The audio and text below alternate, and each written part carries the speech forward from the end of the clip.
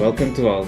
This is the first of a series of conversation with David Loray, author of the book The Power of Positive Aging, or How to Successfully Cope with the Inconveniences of Aging. So David, nice to welcome you here, and maybe you can give us a few words about your book and a small introduction.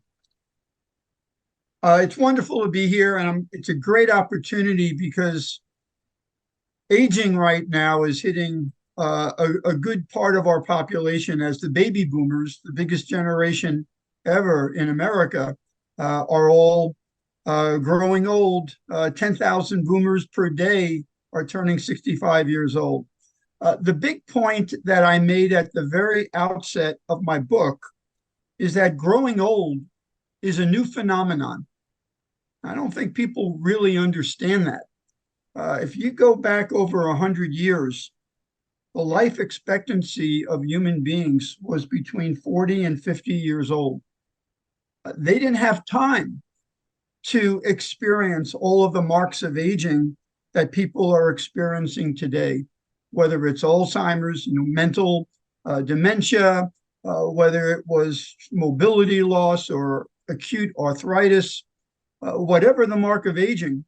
If you're dying at the age of 45, you didn't experience those marks of aging. So that aging right now is a new phenomenon, or I should say growing old is a new phenomenon. And no one actually teaches us how to cope with aging, how to be old. I mean, they teach us to be teachers, lawyers, doctors, librarians, but they don't teach us how to be old. There's sort of a blank canvas there, and all of us are trying our hardest to cope with aging, all of these marks of aging that we are inflicted with, but yet we've never learned how to do it. So it's sort of you learn as you go. Your parents can teach you, but it's something that's a personal experience for all of us.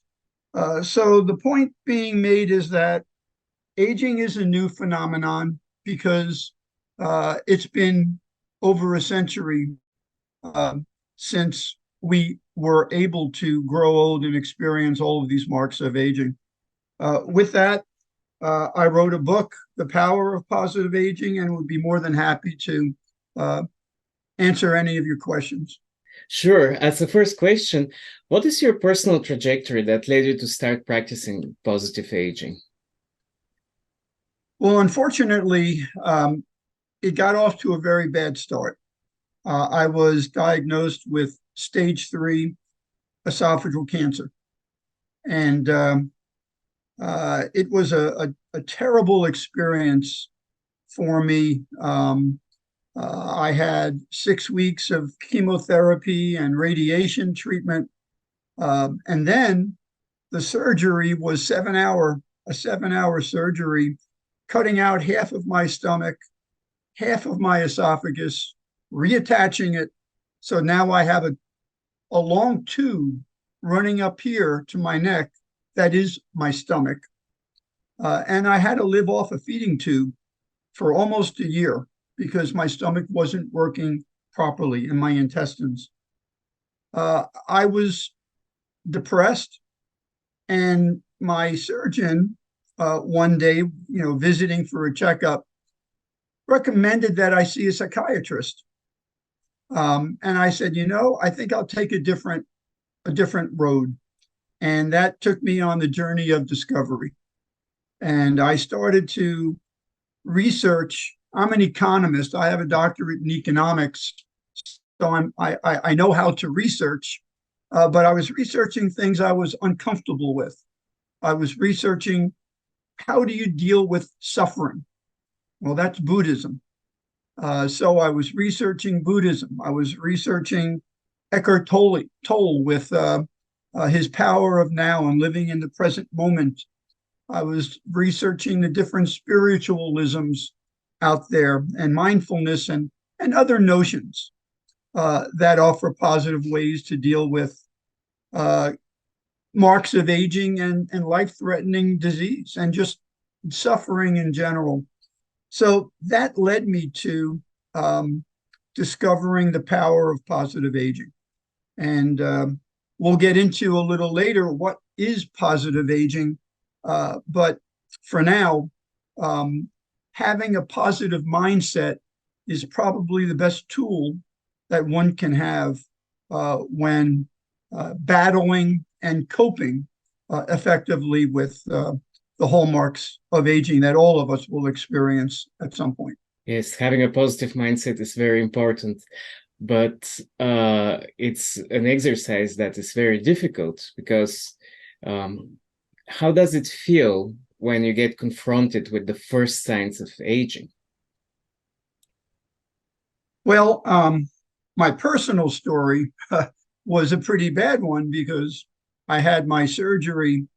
I have no sphincter, the flap in your stomach, because they had to take that out.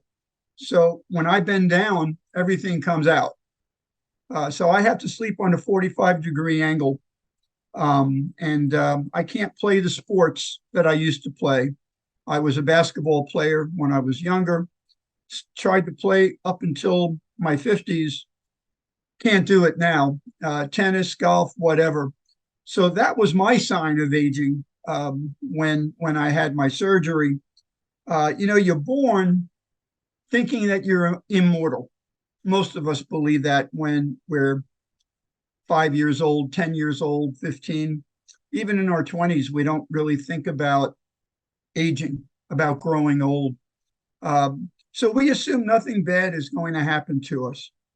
But as we encounter the hallmarks of aging, the reality of mortality and the concept of finality starts to creep into our thoughts.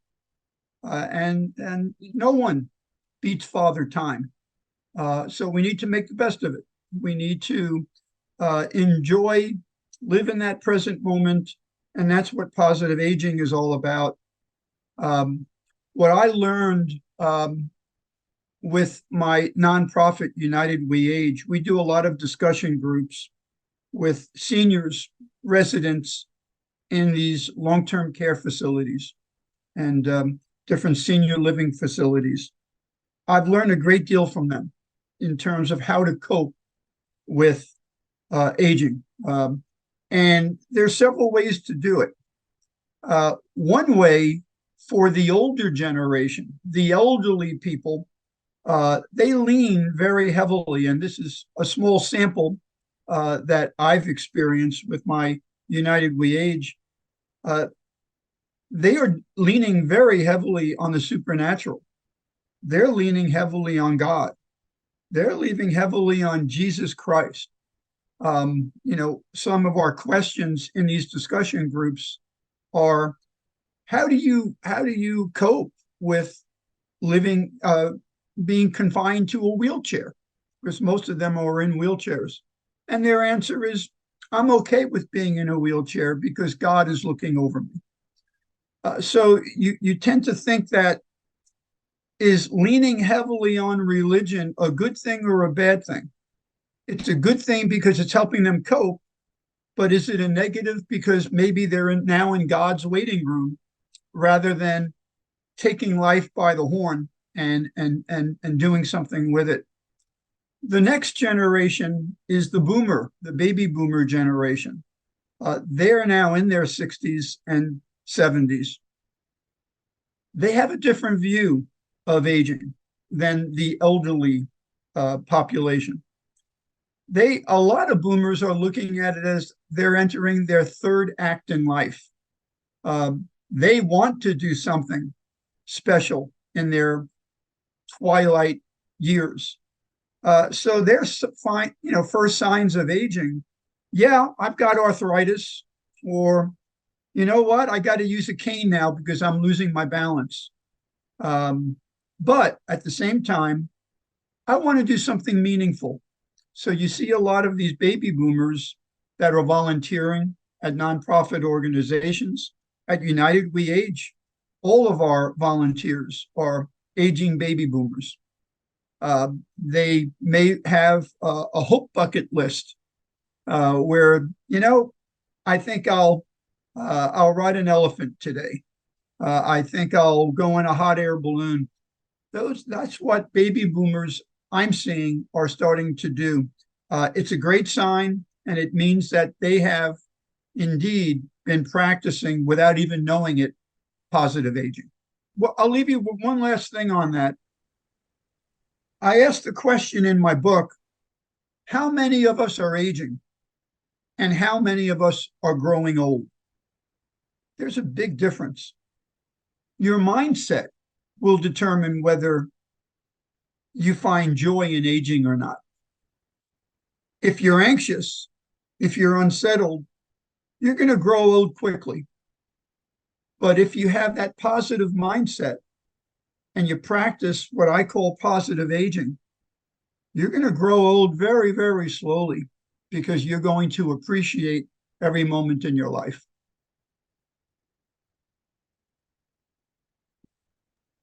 So you're differentiating between successful aging and positive aging. Before you tell us about positive aging, can you tell us what is a successful aging?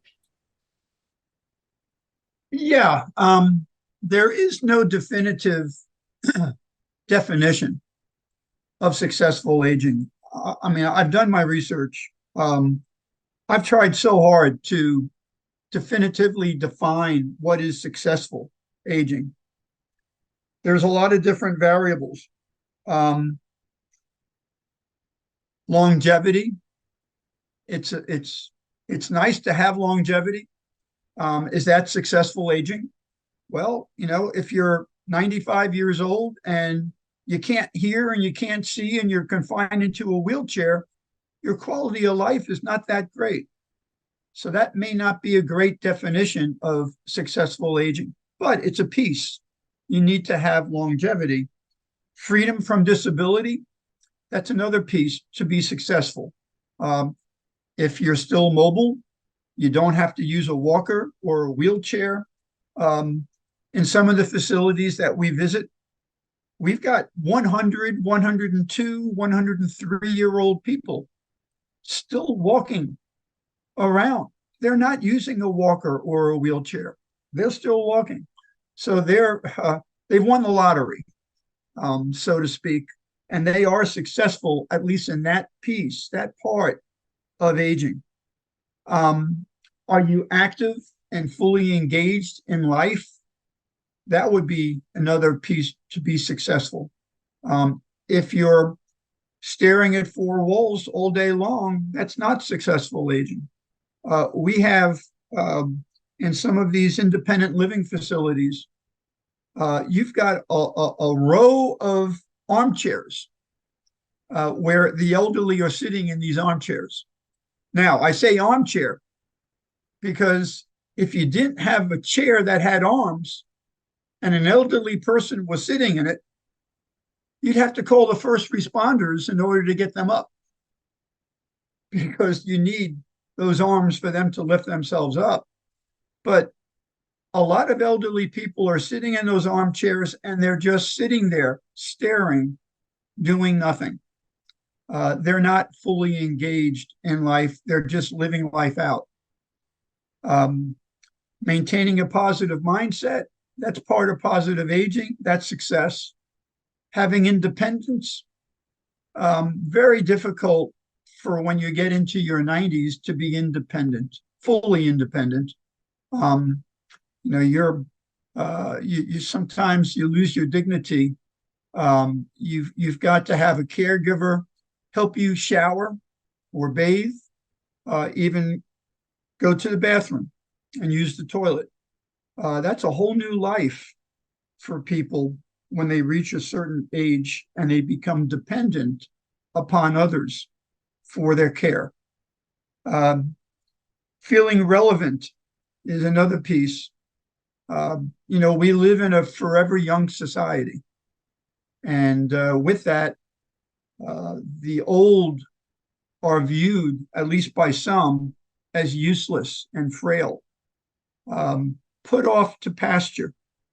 Um, People feel irrelevant at a certain point in their lives.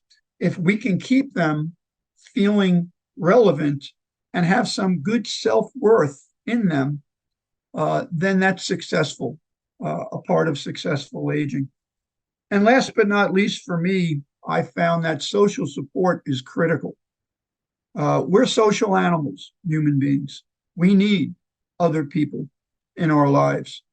And what we find is as you age, if you lose your spouse, you're now by yourself. And there are a high percentage of seniors that have lost a spouse and they give up on their life. They say they're ready to go too. So social support is critical at a very critical stage in life. And one thing that United We Age does is we provide social support to seniors in need, to the lonely seniors, people in long-term care facilities. Uh, they don't have family visiting them. They're by themselves. They just have the nurses there to socialize with. So anything we can do to visit them, and our volunteers will give them birthday gifts and holiday gifts. It makes them feel like they're alive, and that's something that we consider successful aging.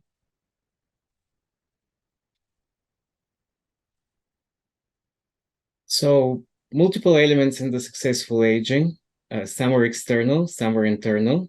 And positive aging is the one internal element that people can act on. So, what is positive aging and how can one practice it? Um, it's really a good question because there's no real set definition of positive aging. But my view is this: positive aging is adopting a positive mindset of aging. That's a natural way of life. It's got to come natural to you that you're positive, you have a positive mindset. Rather than viewing aging in a negative light as something that has to be endured, aging is viewed as a positive journey. So that's the most general definition I can give you of positive aging. Now, to get a little more specific, positive aging covers our ability to maintain a positive mindset, stay in that present moment, feel confident uh, about ourselves, and keep fit and healthy, and finally engage fully in life. Uh, Positive aging includes all those other beneficial things that someone does because they're in a positive frame of mind. So, in other words, if you practice positive aging, that's going to trigger other things in your life in a positive way. So, if you've got this positive mindset, you're going to keep fit, you're going to exercise. Now, if you have a negative attitude about life, are you going to get up in the morning and say, "Oh, I think I'm going to work out"?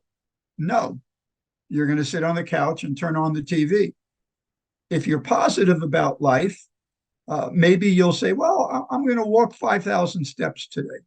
So having that positive frame of mind triggers other healthy things in aging. It triggers exercise. It triggers the ability for you to maintain a healthy diet rather than consume a lot of carbs and have all those Italian spaghetti meals that you used to be able to handle. Now your digestive system is telling you, no, I can't handle that anymore. And now you're going to listen because you have that positive framework within you. And that's going to help you with living in that present moment. And finally, if you have that positive frame of mind, a lot of people it will strengthen their spiritual side. And I've had a very difficult time understanding the spiritual side because I've been an economist all these years, and I haven't been a very religious person. But there's a spirit in all of us, and whether you believe in all of these different things about heaven and all of that, it doesn't really matter. What matters is that you tell yourself, I am more than my physical body. So as your physical body is declining because of age, you can strengthen your spirit, whether you think that's your mind or your soul or your spirit. That's what Buddhism is all about. That's what meditation is all about, trying to tap into your spirit and strengthen it, work on it. And there's no better opportunity for to do that than for senior citizens, because senior citizens, their physical bodies are declining. If they can focus more on the spiritual side of their essence, they'll have a more positive mindset going forward. So, with that, in my book, I've identified 6 building blocks for positive aging. Now, these are mine from my personal experiences, and I hope they're general enough that everyone can focus on these 6 building blocks to help them practice positive aging. The first building block is your spirit. How do you tap into your spirit? And that's for another time, another interview, to get into how we actually can tap into the spirit. But the affirmation, I am more than my physical body, says it all. You know, if you actually can convince yourself that you've got a spirit, then that's half the battle.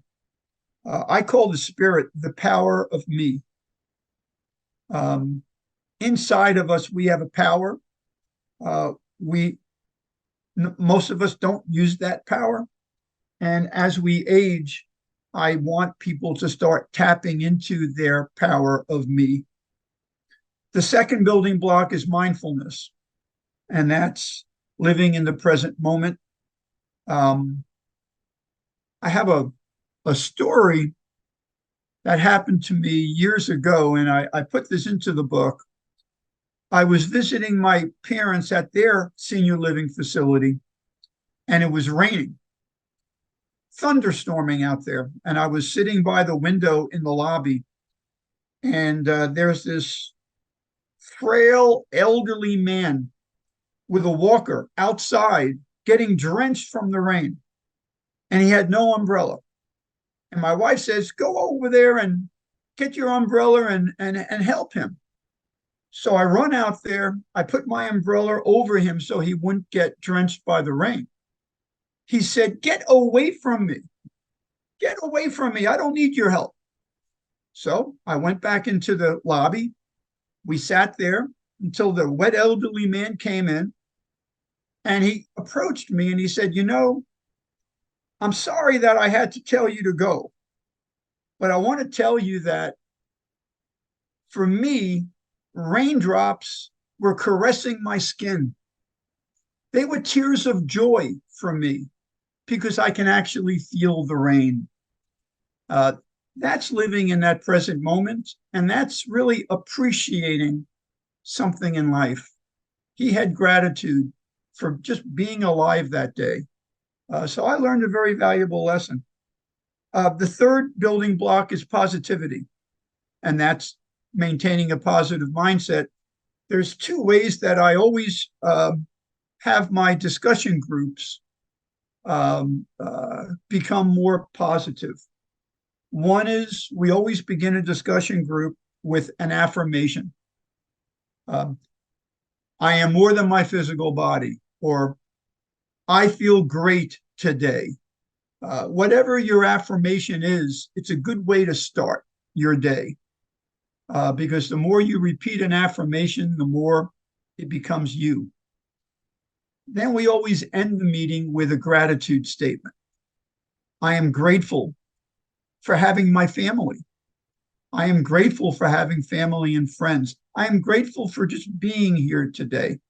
It's amazing how when our seniors in these facilities say a gratitude statement, a smile comes to their face.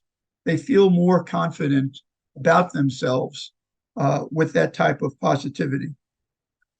The fifth um, building block are what I call the four A's.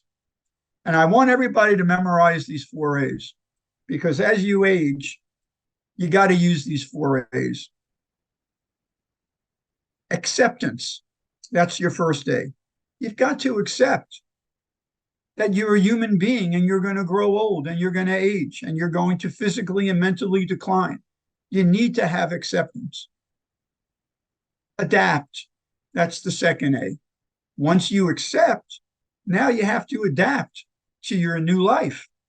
You're no longer 20 years old and running marathons. Now you're 75 years old and walking 5,000 steps outside your facility. Appreciate is the third A. We need to appreciate everything we have. That's gratitude, but we call it appreciation so we can get a third A. And finally, attitude is the fourth A. You got to have attitude. There are so many of us, we spent our entire lives climbing the hill.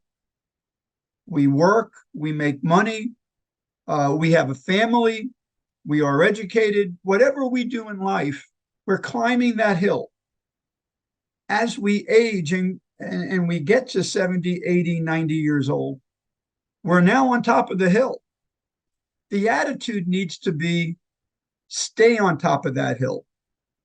Don't go down the hill and just put yourself out to pasture. Stay on top of that hill and enjoy life. Enjoy the scenery on top of the hill. You deserve it. You got there, now enjoy it. So that's attitude. Those are the four A's. The fifth building block is social support. And I call social support the power of us. Just like your spirit was the power of me, social support is the power of us. There's nothing more powerful than having social interaction. We need it because we're social animals. And what I find is social support taps into your spirit. It ignites your spirit. If you had no friends, no one to talk to, no one to socialize with, you're by yourself and your spirit starts to decline. So social support does interact with our first building block, tapping into your spirit. And finally, the last building block is balance. I call it life balance.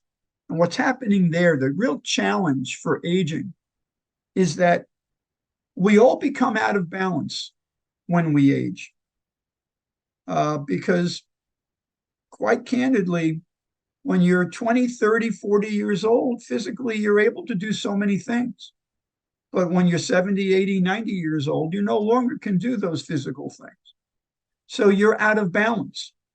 If you don't make adjustments, what does that lead to? It leads to stress. It leads to anxiety. So what we need to do is find ways to adjust so that we can get back into a balance as we age. That's very, very important. And the big piece there is expectations. You need to have zero expectations when you're a senior citizen. All our lives, we've had expectations. We expect to play basketball and score 20 points. We expect to play tennis and learn how to do it. Well, when you're 85 years old, if you have an expectation, you're going to be disappointed. So if you don't have an expectation, you won't be disappointed. So what I try to tell seniors is lower your expectations. You know, it's no longer important to reach a goal, an expectation. It's more important now to live the life that you can. And if you don't have a high expectation, that means you've achieved it. So those are the six building blocks that will help you practice positive aging. And uh, I think that answers your question on how to practice positive aging. Yes, multiple steps, and every one of them is very positive and will bring lots of benefit. But I'm wondering if there is something more than the sum of the individual elements. What can one expect from adopting the positive aging attitude? In terms of benefits, um, well, I mean, again, if you adopt this positive aging attitude, it's going to enhance everything. So it's going to enhance your physical, your mental, your emotional, and your spiritual health in a positive way.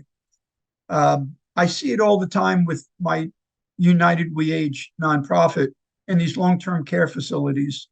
We provide social support, and people just sometimes they look at you when you give them a birthday gift, and we go, we're thinking about you. Here, happy birthday. And they just go, well, you're making me feel like I exist today. We really appreciate that. And a smile comes to their face. And that's part of the benefit of social interaction, which is part of positive aging. You'll become more proactive about your health if you have that positive mindset. We talked about that earlier. Now, scientifically, medically, does that mean you become more resilient to illness and you enjoy maybe improved immunity? A lot of the research says yes. I don't have anything definitive on it, but that's the research saying that, yeah, you'll be more resilient to illness if you have less stress in your life and more positivity. Um, More in touch with your spirit, as I discussed earlier. If you have that positive mindset, you will be. And again, whether you're religious or not, it doesn't really matter. Religious people, they can sit down and pray, and that's touching their spirit. People that are not as religious, they can meditate and get in touch with their spirit that way.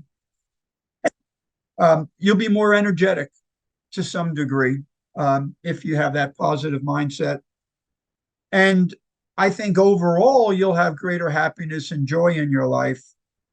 The bottom line is if you practice positive aging, uh, that's going to improve your quality of life as you age. And that's what it's all about.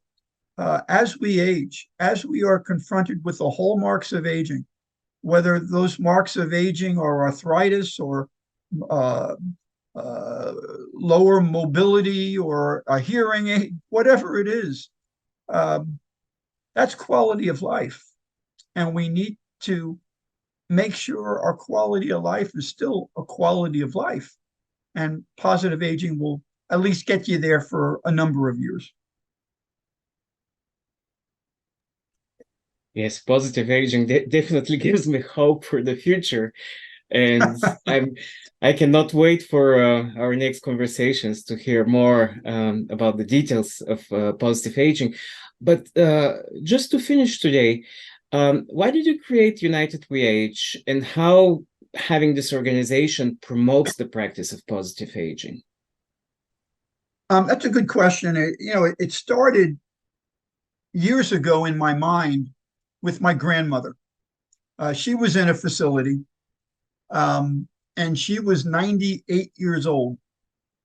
And I remember I visited her with my daughter, who was 10 years old at the time. And my grandmother was in a wheelchair.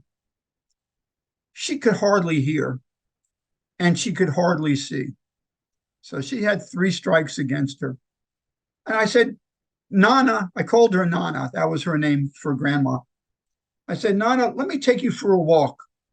So we got her in a wheelchair, and I was moving the wheelchair in the hallway. And there's this elderly man in a wheelchair, and it looked like his daughter wheeling him. And I looked at them and I said, "Hey, you want to race?" No one reacted. The daughter from the man's daughters, her head was down like she couldn't believe I said, "Do you want to race?" So I keep on walking. I'm ahead of the man now. And all of a sudden, the elderly man says, "I'll race you." And I look at him, I go, "You're on." And he goes, "I used to have a car that I used to race in the Daytona racetrack. So I know what I'm doing." And I say, "Well, you don't understand. My grandmother, her nickname here is the Galloping Granny. She's going to beat your ass." All of a sudden, my grandmother starts laughing. And then the daughter of the old man starts laughing. Everybody is laughing. So we never raced that day, but the pre-race banter was more than enough to say that we needed to get them both in a positive framework with some laughter, finding the funny side of aging to help them. And that was the beginning for me. And then I volunteered for Meals on Wheels, which delivers hot meals to mostly seniors that have financial challenges. And serving those meals to them every week, there was a lady, Miss Mary. She was 89 years old in a wheelchair, and I'd go to her house and deliver her meal. She'd be watching The Price is Right on TV. She had an old TV, big tube TVs. And she would just look at me and say, "Thank you so much for doing this. I really need someone here just to say hello." And that created United We Age. As soon as she said that to me, I said, "We need to have a United We Age. We need to have volunteers visit lonely senior citizens." And that was created. And as they say, it's the rest is history. And I'll end with one last thing. For all these seniors that are lonely, you know the phrase, "Don't judge a book by its cover." Don't judge a senior citizen by their wrinkles. Case in point, there was a lady, Ruby Mitchell, who I would visit and deliver meals to. And she was this old crotchety lady who didn't want to talk. And one day I'm leaving and her daughter comes and arrives. And I say, "I'm sorry, but your mother just doesn't want to talk to me." She goes, "Oh, she's been like that for years, but you got to understand she's depressed." I said, "I'm so sorry. Why is she depressed?" And she said, "Because she used to be a Rockette at Rockefeller Center. She was one of the Rockettes back in the 1960s and 70s. And then she got fired because she was pregnant with me, her daughter. And all she thinks about is nostalgia. She wants to be a Rockette again, but can never do it." So here, this lady had this wonderful life. She was a Rockette. She was in Broadway shows. She was a great dancer. And now she's a lonely lady, crotchety, by herself. But you don't judge that book by its cover. She had a life at one point. One last story, we had another person, his name was Stan Silverberg. And he is this old grumpy man. But yet, when we sat down with him to talk to him, he told us about his life. He was an astrophysicist. He earned a PhD from Stanford.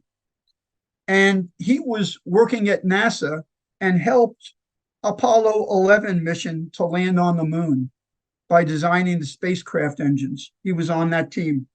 What a fascinating life he had. But yet, today, he was this elderly old man, grumpy, who had no very little in life left because his wife had died 5 years earlier. But again, you don't judge a book by its cover.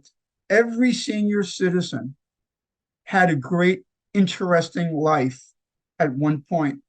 And if we can bring it out in them, it improves their self-worth. They feel better about themselves. We can see it as we're talking to them. So I leave you with those stories. I appreciate the interest in positive aging and practicing it, and hopefully more and more people will convert and at least try to practice having a positive mindset about aging, because if you do, you won't grow old. Very interesting. I love the don't judge the book by the cover. We're going to continue speaking about the book though. And this is the cover. And the next time we're going to speak about the second chapter of the book.